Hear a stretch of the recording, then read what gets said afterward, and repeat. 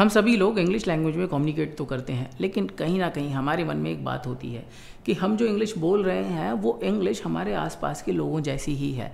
हम जो इम्पैक्ट अपनी लैंग्वेज के थ्रू क्रिएट करना चाहते हैं या वो जो अपग्रेडेशन हम अपनी लैंग्वेज में करना चाहते हैं वो अभी नहीं आया है। वही अपग्रेडेशन, वही शिफ्ट, वही इम्पैक्ट इस वीडियो में आपकी लैंग्वेज में आ सकता है, अगर आप इस वीडियो को बिल्कुल फोकस के साथ, कंप्लीट अटेंशन के साथ पूरा कंप्लीट करते हो और साथ में मेरे साथ प्रैक्टिस भी करते हो।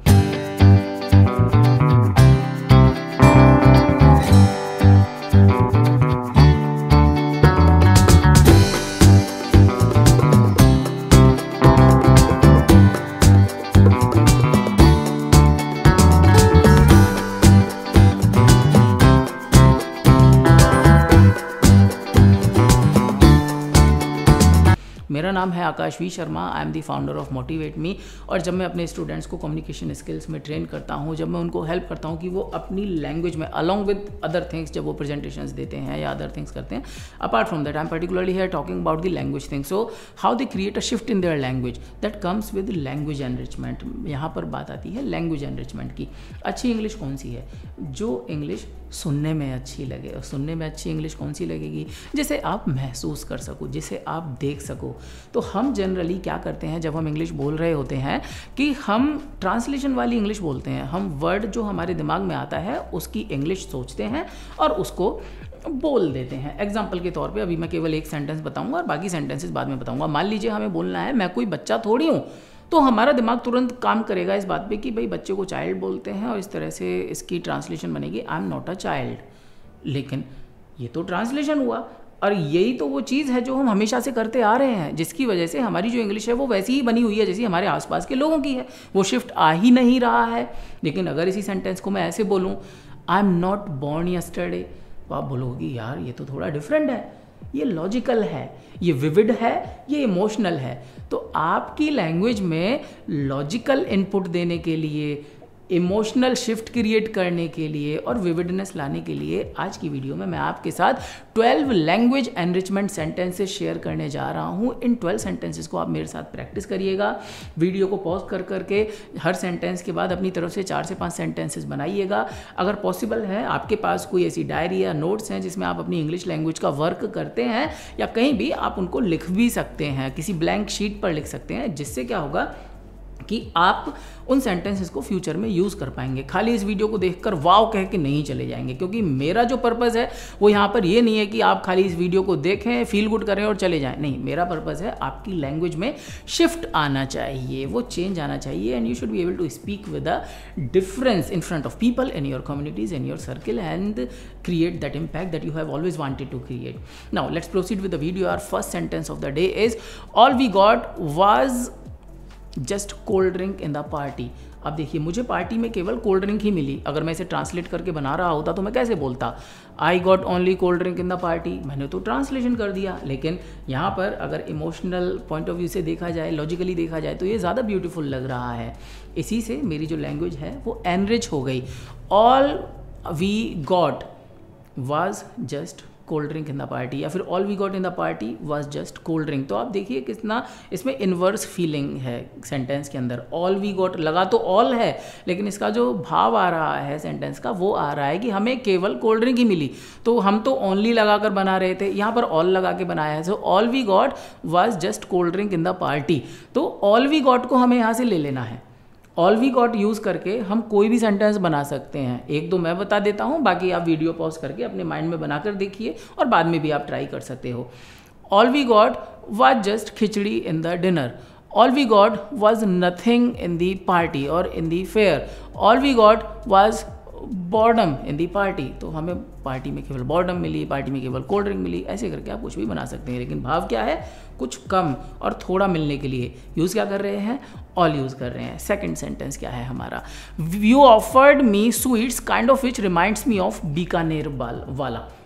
तो आपने मुझे ऐसी मिठाई खिलाई है जिससे मुझे बीकानेर वाले की याद आ गई। लेकिन अगर हम ट्रांसलेट कर रहे होते तो हम कैसे बोल रहे होते? Your sweet reminds me of Bikaner वाला। अब ये तो हमने ट्रांसलेशन किया, क्योंकि हमें पता है याद दिलाने को हम इंग्लिश में रिमाइंड बोलते हैं। शिफ्ट कैसे क्रिएट होगा? इमोशन से, विविडनेस से। तो यहाँ पर जो हमें सेंटेंस सीखने को मिल रहा है वो मिल रहा है kind of which. Kind of विच से यहाँ पर बना रहे हैं। तो फिर से बोलता हूँ इस सेंटेंस को, you offered me the sweets kind of which reminds me of Bikaner वाला। अब ये काइंड ऑफ विच जो है इससे और सेंटेंसेस भी बन सकते हैं। You praise me in a way kind of which reminds me of my old teacher और my English teacher in my school. The behavior you did or you behave in a way kind of which reminds me of my mother. You talk in such a fashion kind of which reminds me of my father. You dress in a way kind of which reminds me of Sunil Shetty. इस तरह से आप कोई भी sentence बना सकते हो। Pause करिए, बना कर देखिए, याद रखिएगा kind of which. Next sentence है you have an iron stomach. मतलब क्या, सेंटेंस बताता हूँ मैं आपको। आपने देखे होंगे कुछ लोग ऐसे होते हैं जो कुछ भी खा लेते हैं, कुछ भी पचा लेते हैं। मोमोज भी खा लिए, पिज़्ज़ा भी खा लिया, बर्गर भी खा लिया, भुट्टा भी खा लिया, सब कुछ खा रहे हैं और उनको कुछ भी नहीं हो रहा है, कॉन्स्टिपेशन भी नहीं हो रहा है और इंडाइजेशन भी नहीं हो रहा है, बिल्कुल नॉर्मल है। तो आप क्या बोलते हो, यार तू तो खब्बड़ आदमी है, यार तू तो कुछ भी पचा सकता है ना, तू तो कुछ भी खा सकता है। तो आप क्या बोलोगे ट्रांसलेशन वाले वे में? जो पहले आएगा दिमाग में वो आएगा, you can eat any thing, you can eat any damn thing. ज़्यादा इमोशनल होकर ऐसा बोल दोगे, लेकिन कैसे बोले इसको? अगर हम ऐसे बोले इमोशनली और सही लॉजिक के साथ, तो हम बोलते हैं you have an iron stomach. इसमें कोई मैनिपुलेशन नहीं है, जैसा मैं आपको बोल रहा हूँ इसको वैसा ही यूज़ करना है, क्योंकि इसमें ज़्यादा मैनिपुलेशन का स्कोप है नहीं। इसमें दूसरे तरह का हम सेंटेंस बनाएंगे ही नहीं। ज़्यादा से ज़्यादा यू की जगह आई लगा दोगे, आई की जगह यू की जगह पर आप ही लगा दोगे, तो ज़्यादा मैनिपुलेशन नहीं है। इसको एज इट इज़ ही हम याद रखेंगे। नेक्स्ट सेंटेंस है यहाँ पर आई am in real tight spot. मतलब मैं बहुत परेशानी में हूँ आजकल, मैं बहुत डिफ़िकल्टी में हूँ आजकल। तो परेशानी और डिफ़िकल्टी, प्रॉब्लम हमारे दिमाग में आएगा, डिफ़िकल्टी आएगा हमारे दिमाग में, हम सेंटेंस बनाएंगे I am in big difficulty nowadays, I am in big problem nowadays. Translation, ordinariness, हमें क्या चाहिए? शिफ्ट चाहिए। हमें क्या चाहिए? अच्छा इम्पैक्ट चाहिए। वो कैसे आएगा? लॉजिक से, विविडनेस से, इमोशन से। तो इसको हम बोलते हैं आई am in real tight spot now days, I am in real tight spot now. तो रियल टाइट स्पॉट जो है इसको आप यहाँ पर याद रखिएगा।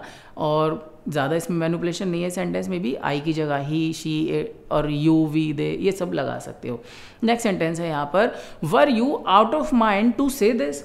ये अच्छा सेंटेंस है ना, इसमें स्कोप है चेंज का, तो इसको समझिए। अबे जब कभी हम किसी को बोलते हैं पागल तो नहीं हो गया था तूने, ऐसी बात उससे कैसे बोल दी? पागल तो नहीं था, तेरा दिमाग तो नहीं फिर गया था, तूने उससे क्यों बात की? तो जब हम ऐसी बात बोलते हैं तो हमारे दिमाग में पागल आता है, मैड। मतलब मैड यूज़ करेंगे हम ज़्यादातर केसेस में, क्योंकि हम ट्रांसलेशन वे में दिमाग चलता है ना हमारा। तो हम बोलेंगे were you mad, why did you talk to that girl, were you mad, you did over eating in the party. तो इन सिचुएशन में हम ऐसे बोलते हैं, लेकिन ट्रांसलेशन हो गया ना, हमें चाहिए इम्पैक्ट। तो हम कैसे बोलेंगे were you out of mind to say this, were you out of mind to talk to that girl, were you out of mind to do over eating in the party, were you out of mind to sleep early that night, were you out of mind to miss your train, were you out of mind to avoid completing your question paper.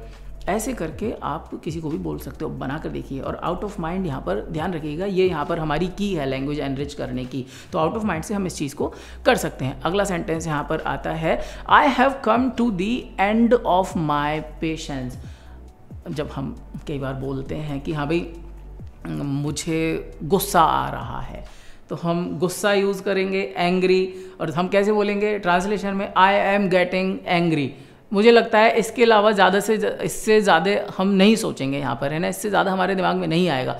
लेकिन सोचो ये वाला कितना different लग रहा है। I have come to the end of my patience, मतलब मैं अपने पेशेंस के अंत तक पहुँच चुका हूँ। अब कोई इंसान अपने पेशेंस के अंत तक पहुँचेगा तो क्या शुरू होगा? गुस्से की शुरुआत होने जा रही है। सो कितना विविड है, बड़ा ब्यूटीफुल सा है। I personally like this sentence very much. तो I have come to the end of my patience, यहाँ पर आप कॉपी करिए, यहाँ पर आप ब्रेन टैटू करिए एंड ऑफ माई पेशेंस। तो एंड ऑफ माई पेशेंस के हिसाब से आप बहुत सारे सेंटेंसेस चेंज कर सकते हैं। आप इसमें एग्जाम्पल के तौर पर मैं आपको एक दो सेंटेंसेस बता देता हूँ।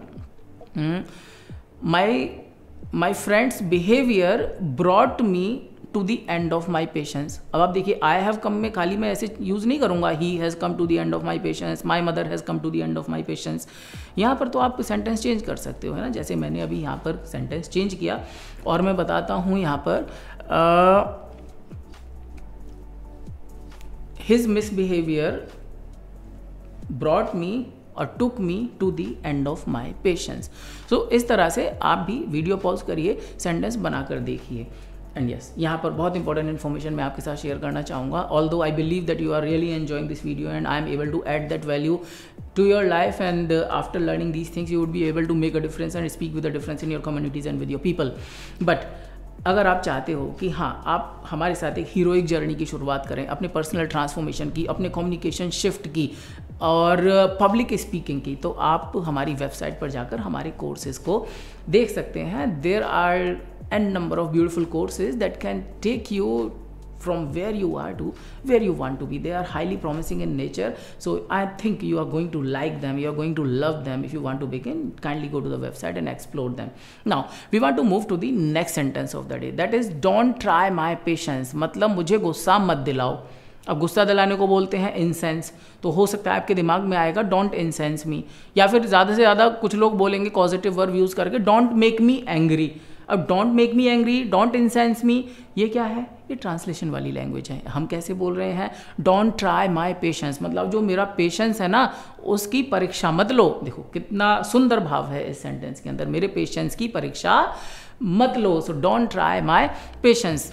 ज़्यादा मैनिपुलेशन कर भी सकते हो, नहीं भी कर सकते हो, आपकी मर्जी है ना, क्योंकि जनरली हम ऐसे डोंट ट्राई माई पेशेंस ही बोलेंगे नॉर्मल सिचुएशन में, लेकिन आप बोल सकते हो जैसे let's say there are 3 persons talking and you are also involve with them, so you can talk to somebody and somebody is let's say going to be angry, कोई नाराज़ होने जा रहा है, तो आप इनको बोल सकते हो इस पर्सन को डोंट ट्राई हिज पेशेंस, है ना, you are trying his patience. ऐसे करके आप नॉर्मल सिनेरियो में चेंज कर सकते हो, या फिर आप चाहो तो इस सेंटेंस को बड़ा भी कर सकते हो। Let's say you can say through your misbehaviour you are trying my patience, तो बात ज़्यादा बदलेगी नहीं, है ना। बात यहाँ पर ट्राई माई पेशेंस जो है ना वो ही मेन की है। अगर आपको वो आता है तो आप उसको कहीं भी अच्छे तरीके से यूज़ कर सकते हो। चलिए नेक्स्ट सेंटेंस की तरफ चलते हैं हम। यहाँ पर acting runs in his blood, मतलब जो एक्टिंग है उसके खून में दौड़ती है, ये तो इसका भाव हुआ। लेकिन नॉर्मल तरीके से हम क्या बोलते हैं यार, वो जो है ना एक्टिंग में डूबा रहता है ना, he is passionate about acting, या तो हम ऐसे बोल सकते हैं, या फिर उसे एक्टिंग बहुत ज़्यादा अच्छे से आती है, he is very good at acting. लेकिन आप देख पा रहे हैं इस सेंटेंस में कितना अच्छा भाव आ रहा है। यहाँ पर acting runs in his blood. अब यहाँ पर जो आप चेंज कर सकते हो, पहले तो समझने वाली बात क्या है, रन्स इन हिज ब्लड, ये जो पर्टिकुलर चीज़ है रन्स इन हिज ब्लड, ये हमें समझनी है। इसके पीछे जो एक्टिंग है उसको आप चेंज कर सकते हो, study runs in his blood, music runs in his blood, singing runs in his blood, cricket runs in his blood, acting runs in his blood, कुछ भी चेंज करो। इसकी जगह माई भी कर सकते हो, देयर भी कर सकते हो, ऐसे करके आप इसको चेंज कर सकते हो, अपने हिसाब से मैनिपुलेट कर सकते हो। चलिए नेक्स्ट सेंटेंस है यहाँ पर, Mohan's eyes were arrested by the paintings. कई बार हमें देखो ऐसी भाव देना होता है, हमें ऐसा कहना होता है कि यार मैं उसकी पेंटिंग को देखता रह गया, या फिर मैं उस स्टैचू को, उस मूर्ति को देखता रह गया, तो देखता रह गया, या फिर मेरी जो नज़र थी वहाँ से हटी नहीं, तो हम क्या बोलेंगे? हमारे दिमाग में ट्रांसलेशन आएगा। पहले हम बोलेंगे I could not take my eyes off that statue, off that painting, या फिर I kept looking at that painting, I kept watching that painting. ये सब ट्रांसलेशन है। ऑल्दो ये लैंग्वेज सभी लोग बोल रहे हैं हमारे आसपास में, मैं ये नहीं कहूँगा ये गलत है, सही है, लेकिन हम इसका जो लेवल है वो सबके जैसा है, डिफरेंस नहीं है यहाँ पर। तो डिफरेंस क्रिएट करने के लिए हम क्या बोल सकते हैं, जैसे फॉर एग्जांपल हमने कोई पेंटिंग देखी और आप बोलना चाहते हो प्रेजेंटेशन में, किसी से बात करते हैं कि यार उस पेंटिंग को देख के मैं बंध गया, तो आप देखो कितना अच्छा सा वर्ड यहाँ यूज़ हुआ है, अरेस्टेड, है ना। So my eyes were arrested by the sight, by the visual, by the beauty, और by the beauty of that person, by the let's say colours of the painting, ऐसे करके कुछ भी बोल सकते हो। सो यहाँ आइडिया क्या सीखा है हम यहाँ पर, arrested, eyes got arrested, so my eyes were arrested. So eyes were arrested जो है ना, और ये जो है ये आपको यहाँ पर पर्टिकुलरली फोकस करना है और इसको समझना है, और इसके आप अलग सेंटेंसेस भी बनाकर देख सकते हो। जैसे एक आध सेंटेंस मैं आपको बता देता हूँ, वैसे तो मैं बता ही चुका हूँ। जैसे माई eyes were arrested by the variety of clothes present in the showroom, my eyes were arrested by the interior of the ISKCON temple. इस तरह से आप बोल सकते हो। चलिए नेक्स्ट सेंटेंस यहाँ पर है, an idea was dancing in my mind. Amazing, कितना प्यारा सेंटेंस है, मतलब मैं I just fell in love with this idea, okay, and I really love when our students use this sometimes in their presentation and when they communicate and do some art of conversation और something. So an idea was dancing in my head. तो आप ये समझिए कि जब कई बार ऐसा होता है कि कोई थॉट, कोई आइडिया हमारे दिमाग में उछल रहा होता है ना, उछल रहा होता है मतलब बहुत ज़्यादा वो हिट कर रहा होता है, तो हम वहाँ पर बोल सकते हैं, हम अपनी बात को कहने से पहले बोल सकते हैं कि हाँ sir there is an idea dancing in my head. और आप बोल सकते हो, किसी से बात करते समय आप बोल सकते हो an idea was dancing in my head, so I decided to discuss it with my parents, I decided to discuss it with my teacher. तो आइडिया जो है यहाँ पर समझने वाली चीज़ क्या है, हालांकि इसमें कोई बहुत क्या कहते हैं ईडियम वाली फीलिंग नहीं है सेंटेंस के अंदर, लेकिन फिर भी विजुअली ये सेंटेंस बहुत अच्छा लग रहा है. मतलब आइडिया वर्ड के साथ डांस का इस्तेमाल हुआ है. देखिए मतलब the beauty of the sentence is idea word और डांस का इस्तेमाल यहाँ पर हुआ है. So an idea was dancing in my head. तो आपको यहाँ पर समझने वाली चीज़ ये है, ज़्यादा इसमें डिफिकल्टी नहीं है, इसको तो आप an number of times manipulate कर सकते हो. बस ये समझना है कि आइडिया वर्ड के साथ डांस लगाया है यार, वो डांस आप भी लगा सकते हो. एन आइडिया, जब दिमाग में कोई आइडिया उछल रहा हो, कोई बात जो है वो बाहर आने के लिए छलांग लगा रही हो, तो आप बोल सकते हो an idea was dancing in my head, an idea is dancing in my head, a thought is dancing in my head, और so I just want to do this, I just want to say this, ऐसे करके आप बोल सकते हो. Next sentence यहाँ पर है you did not stand your ground. Beautiful sentence. Now कई बार हम बोलते हैं यार तुम अपनी बात पे टिके नहीं, अपनी बात पर नहीं टिके. अब इसको हम कैसे बोलें यार, ट्रांसलेशन में हमारा दिमाग जाएगा, हम बोलेंगे you did not follow your words, okay, you were a liar, ऐसे करके हम बोलने की कोशिश करेंगे, लेकिन भाव नहीं हुआ. We are, you know in your heart we are actually managing to speak that thing. वो भाव नहीं जा रहा है, तो वो भाव कैसे जा रहा है, इस सेंटेंस में जा रहा है. You did not stand your ground, मतलब तुम अपनी बात पे नहीं टिके. तो यहाँ सीखने वाली चीज़ क्या है, स्टैंड योर ग्राउंड. तो योर को तो ऑफकोर्स आप चेंज कर ही सकते हो और बाकी सेंटेंस को भी चेंज कर सकते हो. जैसे for example I know his behaviour, he does not stand his ground.